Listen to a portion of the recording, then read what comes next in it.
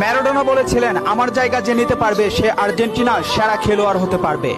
টেভেজ বলেছিল যে মেসিকে বুঝে না সে ফুটবল খেলাই বুঝে না। ব্রাজিলের পেলে বলেছিল মেসিকে কখনোই খারাপ খেলতে দেখিনি, সে সব সময় একই ধারে খেলে আসছে। পেপ গার্দিওলা বলেছিলেন মেসিকে নিয়ে কিছু লিখবেন না, না লিখে ওকে শুধু দেখে যান, কেননা কোনো কোচ বা সিস্টেম তাকে আটকাতে পারে না। রাইকেট বলেছিলেন মেসির গোল এক একটা শিল্পকলা, আবার বলেছিলেন মেসি মানে ফুটবলের ইতিহাস। ব্রাজিলের রোনালদো বলেছিলেন মেসিকে অনেক বেশি কমফিট মনে হয়। ফিকো বলেছিলেন মেসিকে দেখা মানে অর্গজমের পর অবিশ্বাস্য। জাভি বলেছিলেন মেসি অন্যদের থেকে কতটা এগিয়ে এটা যারা বুঝে না তারা অন্ধ। ইনিয়েস্তা বলেছিলেন মেসি যা পারে অন্যরা তা পারে না, বার্সেলোনা আর কখনোই আরেকটা মেসি পাবে না।